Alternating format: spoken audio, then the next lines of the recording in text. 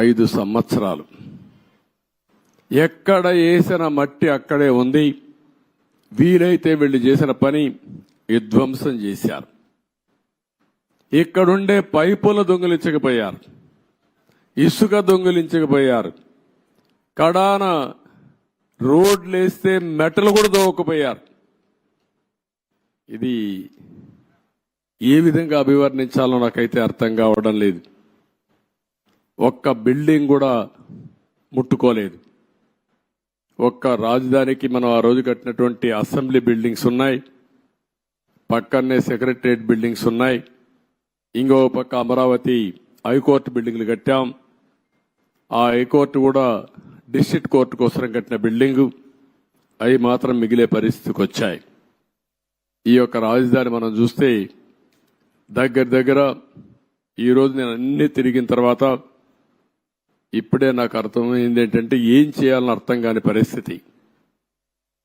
5 సంవత్సరాలు రోడ్లన్నీ పూర్తి అయిపోయినటివి, సగంలో ఆగిపోయినాయి, కొన్ని అయితే 80% పూర్తి చేసి ఆగిపోయినాయి. అదే మాదిరిగా బిల్డింగ్స్, మొట్టమొదటిసారిగా నేను వెళ్ళింది శాసన మండలి, శాసనసభ అభ్యర్థులు ఎవరైతే ఎమ్మెల్యేలు ఎమ్మెల్సీలు ఉండే క్వార్టర్స్కి వెళ్ళాను. 80-70% వర్క్ అంతా పూర్తయింది.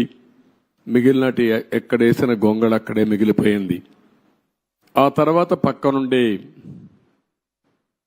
ఐఏఎస్ ఆఫీసర్స్, జూనియర్ ఆఫీసర్స్ యొక్క క్వార్టర్స్ చూశాను. అవి కూడా అక్కడే ఉన్నాయి. 70-80% పూర్తి అయింది. పక్కనుండే సెక్రటరీస్, అదే మాదిరిగా ప్రిన్సిపల్ సెక్రటరీస్ బిల్డింగ్లన్నీ ఉన్నాయి. అవన్నీ కూడా తుమ్మ చెట్లు మొత్తం మొలిచిపోయి ఇవన్నీ కమ్ముకుపోయే పరిస్థితి వచ్చింది. పక్కనే హైకోర్టు వస్తుంది. అక్కడనే అడ్మినిస్ట్రేషన్ కోసం 5 టవర్స్ ని ప్రారంభించాం. ఇంకొక పక్కన అసెంబ్లీ బిల్డింగ్ వస్తుంది, దాని పక్కనే హైకోర్టు వస్తుంది. అక్కడనే జడ్జెస్ బంగ్లాలు వస్తాయి, పక్కనే ఎమ్మెల్యేలు మినిస్టర్స్ బంగ్లాలు వస్తాయి. దాని తర్వాత గెజిటెడ్ ఆఫీసర్స్ 1 కానీ 2 కానీ నాన్ గెజిటెడ్ ఆఫీసర్స్ యొక్క క్వార్టర్స్ వస్తాయి.